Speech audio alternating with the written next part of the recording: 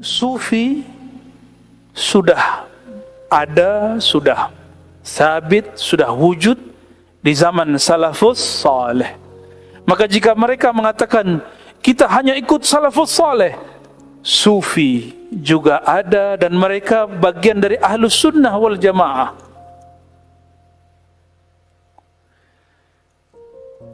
Berkatalah Imam Nu'man ibn Thabit yang kita kenali namanya dengan kunyah Abu Hanifah, Imam mazhab Hanafiyah.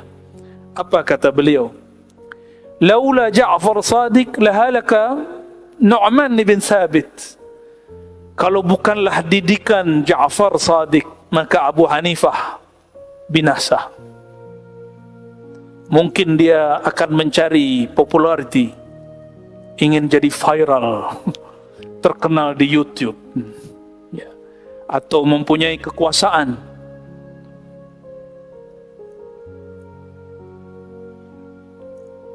Kalau kita lihat ada orang bertengkar, pasti ada asbab yang ditengkarkan. Ada pemuda belia bertengkar karena ingin memperebutkan seorang gadis yang cantik. Berarti mereka mempunyai kepentingan yang sama. Ada orang bertengkar, bergaduh. Kenapa? Karena urusan fulus, duit. Ada yang urusan manzilah, posisi, hubbul jah. Ada lagi syuhrah, populariti. Sudah berusaha terkenal, tidak terkenal. Berusaha buat majelis, tapi tidak ada yang datang. Karena niatnya tidak benar. Dia ingin masyhur bainal khalaik. Bagaimana dia akan diterima makhluk jika Allah belum jatuh cinta kepadanya? Imam Abu Hanifah, beliau diselamatkan oleh Ja'far Sadiq. Maka teringatlah saya sebuah riwayat hadis, riwayat Imam Abu Nu'aim. Kullu sanadin inqata'a ila sanadi, wa kullu nasabin inqata'a ila nasabi. Semua nasab, silsilah genealogi, dan semua sanad, silsilah keilmuan terputus kecuali nasabku dan juga sanadku. Maka orang seperti kita yang kebanyakan kita, mungkin di antara antum ada yang Habib, zuriat Sayyid Syarifah. Adanya antum itu mukjizat Nabi Muhammad SAW. Ini kabar beliau. Maka kita bersalawat, kita menyebutkan Allahumma salli ala Muhammad wa ala alihi. Ada tambahannya wa zurriyati. Ada di Sahih Bukhari. Dan zuriatnya. Tapi ada kalimat alih. Al imma alun nasabi atau alus sanad. Keluarga Nabi itu ada keluarga nasab, ada keluarga sanad. Maka semua mazhab yang tidak terhubung secara sanad kepada zuriat Nabi sallallahu alaihi wasallam pasti hilang. Maka berintisab bersanad kepada ahlul bait bukanlah Rafidah. Justru itulah ahlus sunnah wal jamaah. Karena kita mencintai ahlul bait, mencintai sahabat di waktu yang sama. Inilah ahlus sunnah. Kita tidak seperti kelompok nasibi, membenci ahlul bait. Disebut ahlul bait dibenci. Antum sebut sanad kepada Sayyidina Ali, lalu tambahkan karamallahu wajhah, oh Syiah ente. Langsung disebut Syiah. Saya ta'zim kepada habaib, pun dituduh Syiah. Apa kurang bukti? Kita punya sanad Tahawi, punya sanad Imam Asy'ari, sanad Imam Syafi'i, sanad Bukhari, Muslim, Abu Daud, Tirmizi, yang mungkin mereka tidak punya, tapi tetap saja dituduh Syiah. Ya sudahlah. Ya. Kita tidak berbuat untuk mereka, kita berbuat untuk Allah Subhanahu wa ta'ala. Tuan-tuan dan puan yang dimuliakan Allah, sebelum saya sebutkan thariqah secara real, Nabi bersabda, hadisnya kita hafal semua. Ana madinatul ilmi wa aliyun babuha.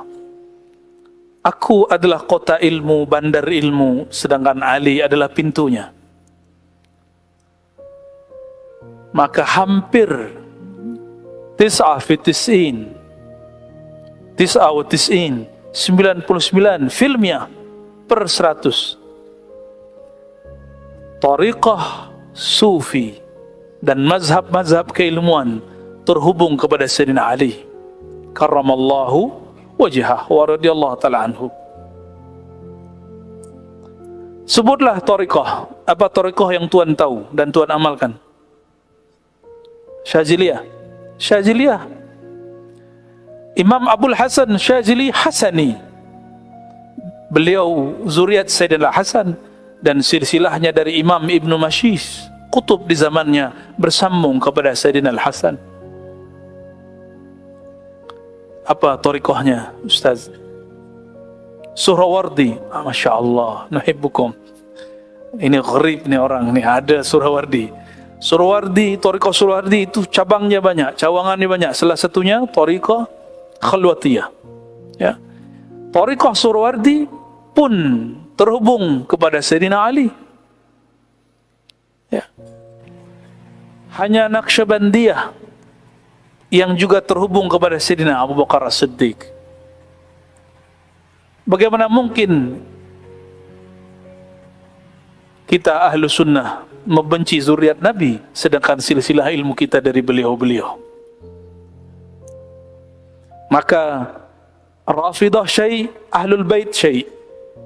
Syiah Rafidah sesuatu, sedangkan Ahlul Bait sesuatu yang lain. Maka semua tariqah dari jalur Sayyidina Ja'far Shadiq. Ja'far Shadiq, anak dari Muhammad Al-Baqir, anak dari Ali Zainal Abidin, anak dari Husain, anak dari Sayyidina Ali alaihimus salatu wassalam, dari Nabi Muhammad sallallahu alaihi wasallam. Semuanya. Namun dari Sayyidina Ali ada furu', ada cabangannya. Ada jalur Sayyidina Al-Hasan Al-Basri, ada jalur Ahlul Bait, ada juga jalur yang lain, Hubaib Al-Ujaimi, Habib Al-Ujaimi. Nanti pun berkumpul kepada imam-imam, imma Abu Yazid Al-Bustami, imma Junaid Al-Baghdadi. Dan perlu kita fahami, Abu Yazid Al-Bustami semasa dengan Imam Muslim, bahkan satu negeri, hanya beda qaryah. Imam Abu Yazid wafat 261, ada yang mengatakan 262. Imam Muslim wafat 261. Imam Salafus Saleh Abu Yazid Al-Bustami, beliaulah yang mengajarkan ahwal dan maqamat secara terbuka sampai sekarang di negeri Taifur yang ada di Persia. Sampai hari ini kita pun dapat kabar dari Tuan Syekh Jahid Siddiq Al-Khalidi, hal yang sama. Sampai hari ini juga sama. Berarti persaksiannya sudah banyak. Jadi di Iran itu tidak semuanya Syiah, masih ada Ahlus Sunnah di banyak-banyak bandar. Ya, maka jika ada yang buat hashtag tidak ada masjid Sunni di Persia, itu tidak benar. Sampai hari ini Imam Ghazali di mana? Imam Ghazali dari Naisapur, Ghazal, Tus. Beliau dari Tus belajar ke Naisapur, kuburannya di Tus. Saya punya beberapa pelajar yang kemudian pergi ke sana dan kita minta, kamu cari. Masih ada di sana, alhamdulillah. Dan mereka sampai hari ini masih Ahlus Sunnah wal Jamaah. Samalah dengan Saudi. Secara rasmi mereka Wahabi, tapi masih banyak bait, rumah ulama yang mereka mengajarkan tariqah. Ya. Yang masyhur, paling masyhur Abuya Sayyid Muhammad Alawi Al-Maliki. Bait juga Syekh Ismail Zain Al-Yamani. Begitu juga guru mereka Syekh Muhammad Yasin Al-Fadani, orang kampung saya. Beliau meriwayatkan 60 lebih tariqah. Meriwayatkan, bukan sebagai mursyid tapi sebagai rawi. Imam Abu Yazid, siapa tadi lagi yang kedua? Abul Qasim Junaid. Imam Junaid wafat di penghujung abad ketiga, 297 atau 98. Imam Junaid ini Beliau bermazhab bukan dengan mazhab yang 4. Mazhabnya mazhab Imam Thawri. Tapi mazhab ini sudah tidak ada. Imam Al-Junaid, gelarnya Said Ta'ifah. Apa kata beliau? Ilmuna muqayyadun bil kitabi wa sunnah. Ilmu kami berkait dengan kitab sunnah. Maka jika ada tasawuf tidak berkait dengan Quran sunnah, bukanlah tasawuf. Itu mungkin ilmu-ilmu metafisik, kebatinan yang diklaim sebagai Islam, dibumbu-bumbukan Islam. Imam Junaid juga murid daripada Abul Hasan Al-Ash'ari, dinaskan oleh Imam Tajuddin As-Subki dalam At-Tabaqat Asy-Syafi'iyah Al-Kubra. Jadi imam kita, Imam Ahli Sunnah, Imam Ash'ari, juga mengambil ilmu daripada Imam Junaid. Tapi Imam Junaid punya murid yang banyak. Ada yang sakr, mabuk, namanya Al-Hallaj. Ada yang mabuk tapi masih selamat. Masih selamat secara hukum, namanya Ash-Shibli. Shibli orang yang paling faham siapa Al-Hallaj.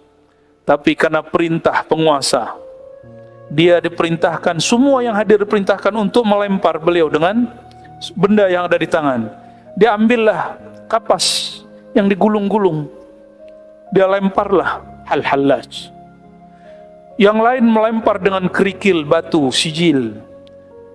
Sedangkan Shibli melempar dengan kapas. Apa kata Hallaj? Wahai saudaraku Shibli, yang melempar itu dengan kerikil, dengan ranting, dengan batu, dengan sijil, tidak terasa di dada Al-Hallaj yang menderita. Tapi pukulanmu, lemparanmu dengan kapas, itu yang paling menyakiti hatiku. Itu yang membuatku sedih. Tapi beliau kemudian ridha dan memaafkannya. Inilah asbab kenapa Imam Shibli sering sakar. Ketika dia sakar, dia akan berkalam yang aneh. Karena dia merasa bersalah kepada saudaranya ini. Tapi Imam Hallaj pun sudah ridha. Karena gurunya sudah kalamkan. Wahai Abu Bakar, Abu Mansur Al-Hallaj, la yaqta'uka ila dam. Yang menghentikanmu cuma hukum darah. Hallaj tersenyum. Dia sudah diizinkan melihat takdirnya, bahwa takdirnya memang adalah dihukum mati. Bahkan satu riwayat yang sangat menyedihkan, tangannya diikat kiri kanan, kakinya juga lalu ditarik dengan kuda. Coba saudara bayangkan apa yang terjadi. Saya pun tidak sanggup membayangkan. Maka Shibli, thariqahnya ini terus berkembang sampai hari ini. Itu jadi Surawardi, jadi Khalwatiyah, semuanya. Dari mereka lah kemudian berkembanglah semua thariqah sufi. Maka sekarang, karena yang menyusun kembali adalah Imam Surawardi, disebut Surawardiyah. Yang menyusun kurikulumnya, marhalah-marhalah zikirnya Syekh Abdul Qadir Jilani, maka disebut Qadiriyah. Tapi ingat, itu bukan buatan beliau. Karena yang menyusunnya Imam Abdul Khaliq Ghujdawani, disebut Ghujdawaniyah. Ini nama sebelum Naqsyabandi. Karena yang menyusunnya adalah imam yang suka berkhalwat, disebut dia Khalwatiyah.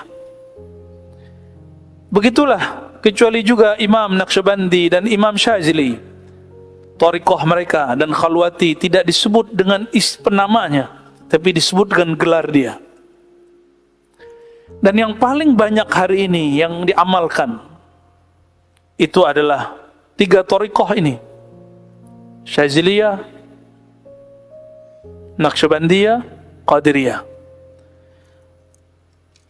Maka saya senang ketika tadi Tuan sebut ada Surawardi, berarti masih ada di sini. Alhamdulillah. Dan sekarang yang lagi masyhur lagi Alawiyah. Tapi Alawiyah batinnya Syazili. Di sini banyak lagi Ahmadi. Tapi Ahmadi asalnya Syazili. Semuanya cawangan dari pokok-pokok ini. Khalidi, Naqsyabandi. Haqqani, udah dengar Haqqani yang lumayan ramai diperbincangkan di negeri ini, di Semenanjung. Itu pun juga sama. Sahabat saya Aiman, Dr. Aiman Al-Akiti, itu sedang berusaha untuk menjelaskan hakikat thariqah ini.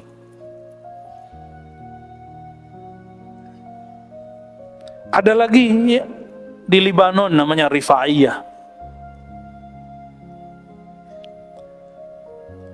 Ada lagi di kampung kami di Sumatera, Syatariyah.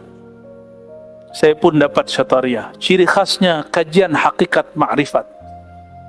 Lebih banyak mengurai, membentangkan bab tentang sifat-sifat Allah. Itulah yang diamalkan Tok Kenali. Tok Kenali itu Kelantan ya. Itu beliau Syatariyah. Cuma saya tidak tahu pelanjut-pelanjutnya hari ini apakah masih berthariqah atau cuma menghafalkan kalam-kalamnya. Semoga masih berthariqah. Ciri khasnya belajar martabat 7. Pernah dengar martabat 7? Ya. Martabat 7 ini dulu diurai pertama oleh Syekh Burhanpuri, ulama yang dia rihlah dari India ke Madinah, lalu ilmu ini masyhur di Madinah.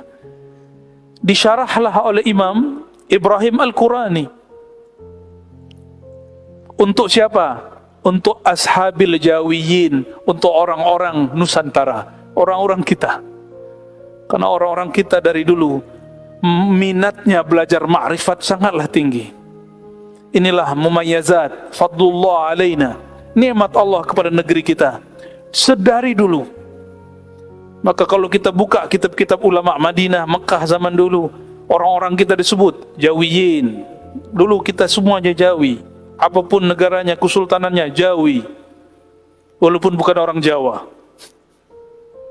Maka kita sebutlah kitab-kitab yang tidak berhuruf itu dulu, bukan huruf, tidak berharokat, kitab Jawi. Sah? Pendek cerita. Apa realiti daripada thariqah?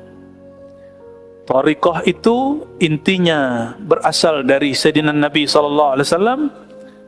Ada dari jalur Sayyidina Ali, Sayyidina Abu Bakar. Ada juga Sayyidina Umar, ada juga Utsman, ada Sadatuna as-sahabah kathirah, banyak. Ini dikumpulkan oleh Imam Ibnul Mulaqqin. Ibnul Mulaqqin di dalam tabaqatnya, tabaqat sufiyahnya. Di akhir kitabnya disebutkan ada silsilah kepada sahabat-sahabat Nabi. Lebih dari 30 sanad. Maka nanti jangan heran juga nanti ada thariqah Umariyah. Surawardi pun ada dari Sayyidina Umar. Dan yang saya kemudian senang, Imam Surawardi, Syekh Abdul Qadir Jilani, Ghujdawani, ini orang semua semasa dan semajelis. Imam Surawardi, baik Abu Najib dan Abu Hafiz, dua-duanya hadir di majelis Syekh Abdul Qadir Jilani. Syekh Abdul Qadir Jilani sama-sama berguru dengan Ghujdawani yang awal membawa Naqsyabandiyah itu ke Uzbek. Sama-sama belajar zikir khafi kepada Yusuf Al-Hamadani. Yusuf Al-Hamadani bersama dengan Imam Ghazali berguru kepada Abu Ali Al-Farmadi. Abu Ali Al-Farmadi kepada Kushairi dan Kharqani. Berlanjutlah silsilah mereka ke Abu Yazid, Imam Junaid, sampai kepada Sayyidina Ali karramallahu wajhah. Maka realiti dari semua thariqah itu mereka mempunyai sanad. Namun seorang guru, jangankan lain thariqah, dalam satu thariqah pun beda imam, lain imam akan lain manhaj. Imam Naqsyabandi, Bahauddin Shah Naqsyabandi mentajdid.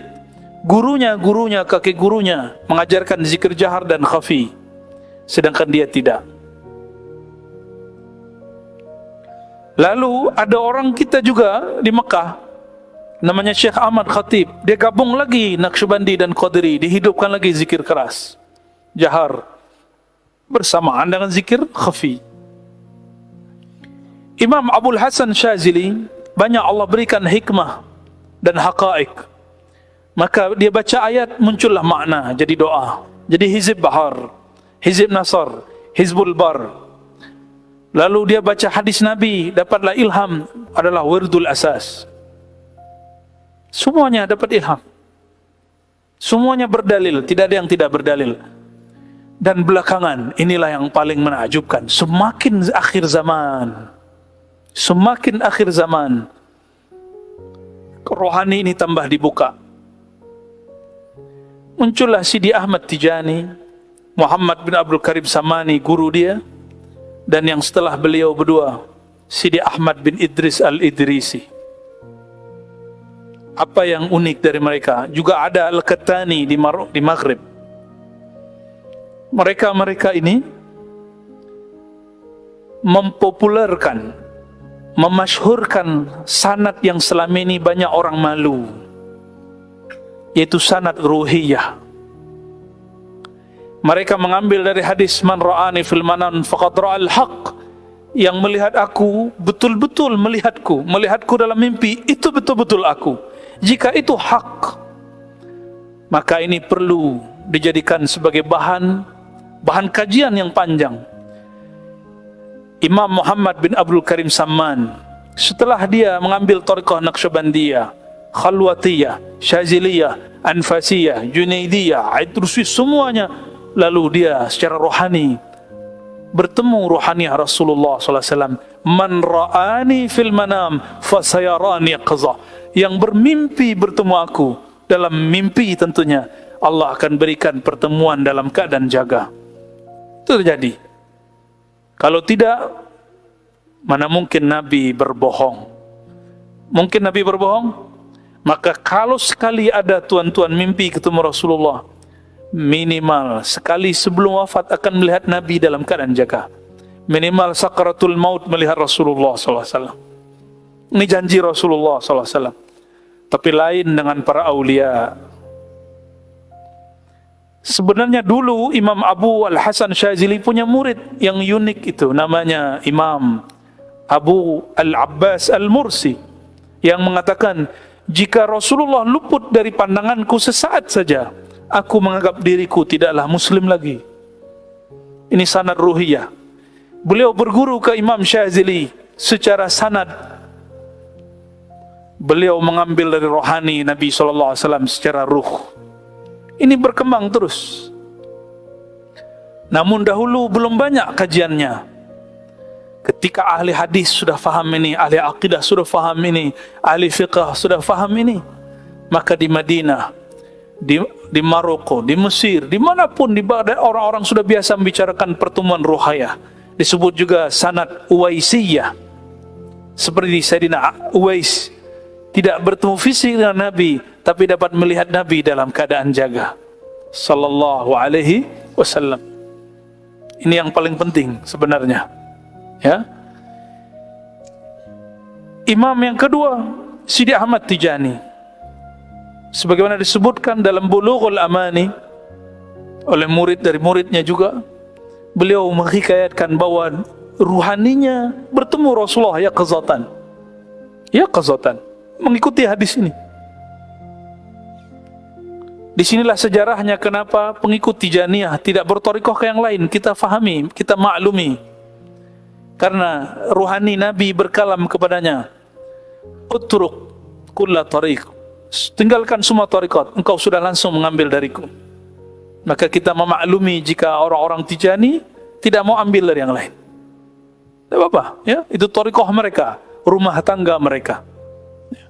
Tapi jika ada orang mengkritik, ya terimalah itu kritik. Ya.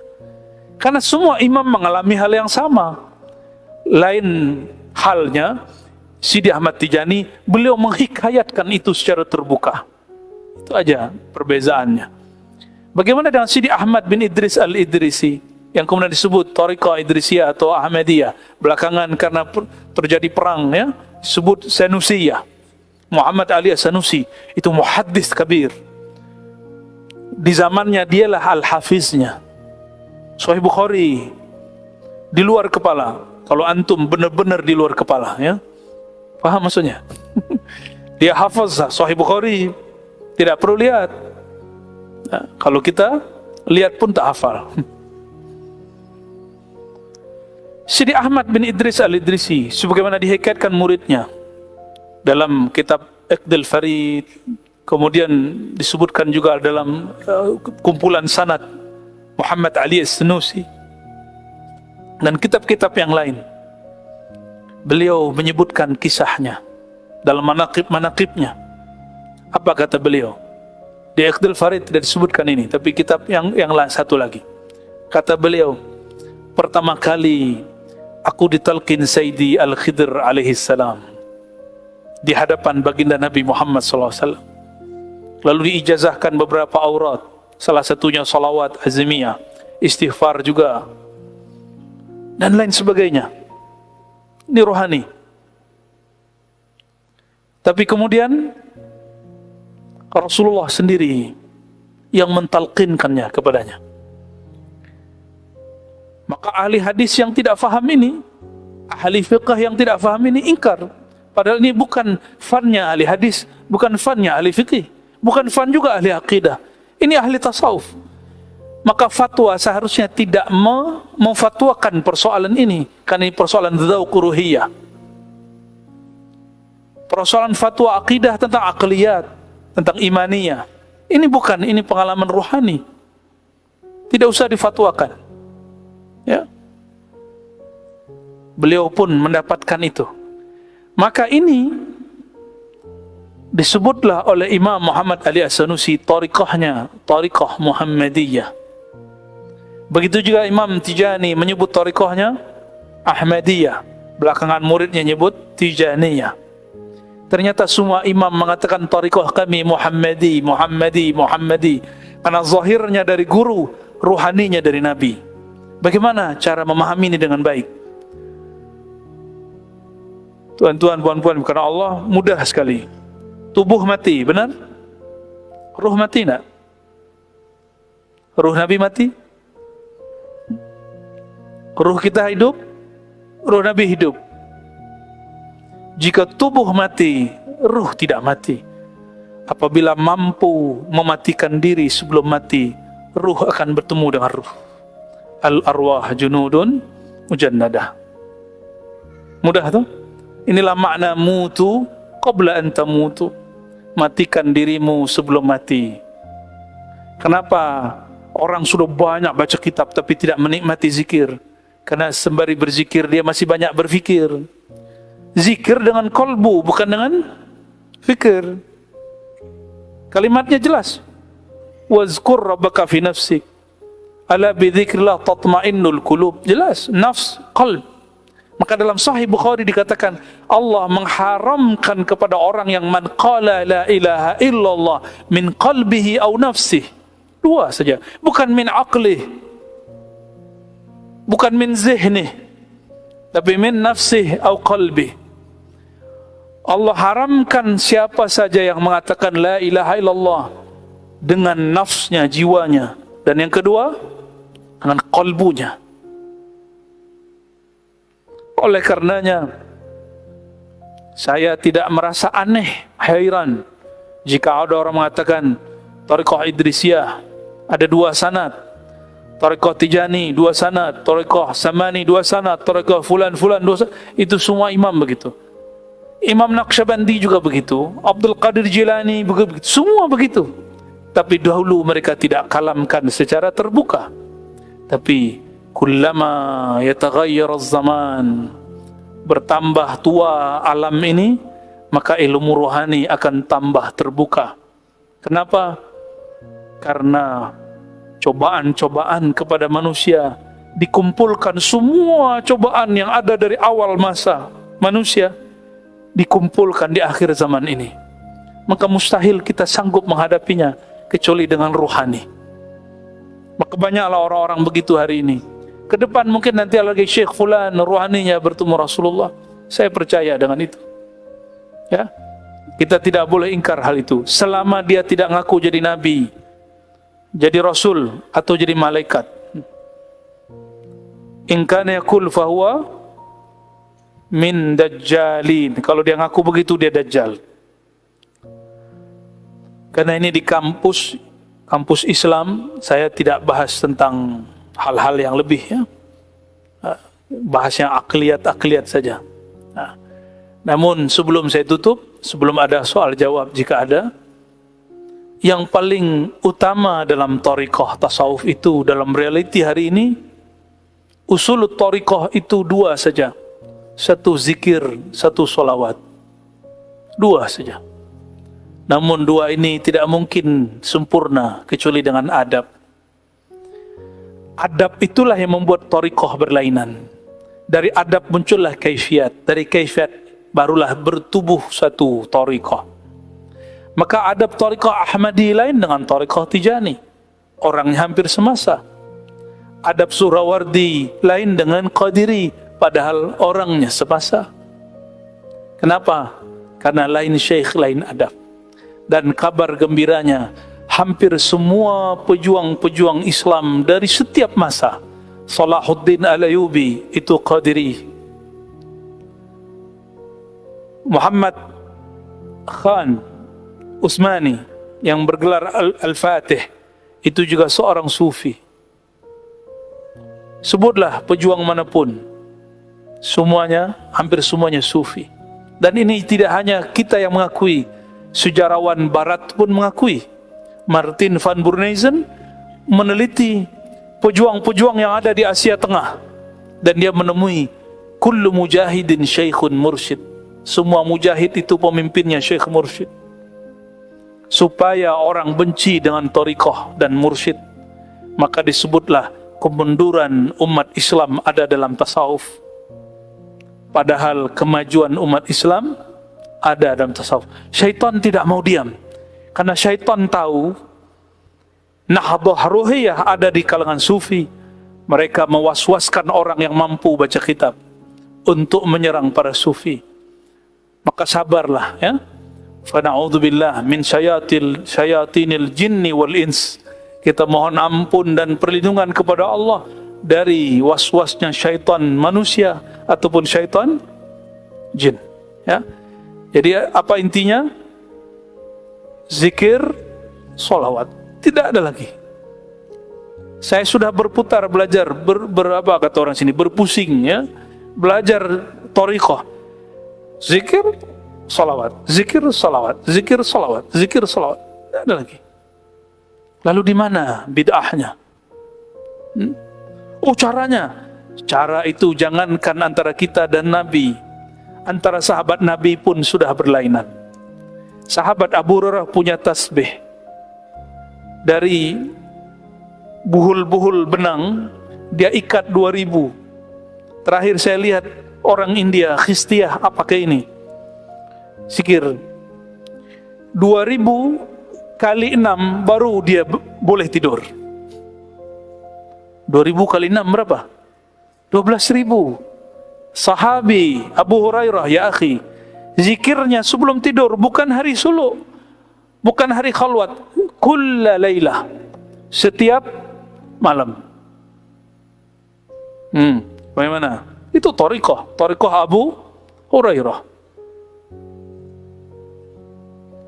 Jadi guna subhah bukan buatan Buddha, Hindus. Nah, di Indonesia ada ustadz mengatakan orang yang pakai subhah ini tasbih, dia harus bayar hak paten kepada Saulin. Bahlul ente. Dia tidak tahu, katanya baca kitab, sekolah di Timur Tengah. Masa kitab yang ada kitab musalsal bisubhah dia tidak tahu? Bahwa awwalu man istamal subhah min at-tabi'in Sayyidina Al-Hasan Al-Basri. Di antara sahabat Abu Hurairah, di antara istri Nabi Safiyah dan Juwairiyah. Semuanya ada. Jadi ini bukan tasyabbuh bil Buzi wala Hindusi wala Saulin. La. Ini tasyabbuh bis Sayyidis Salihin, Sayyidina Al-Hasan Al-Basri, Sayyidina Abi Hurairah, Sayyidatina Safiyah. Ya, jadi tidak usah malu pakai ini, ya, biasa aja. Ini bukan tanda orang soleh juga, ini mau belajar soleh. Orang soleh tidak perlu pakai ini. Ya, tafadhal, Doktor.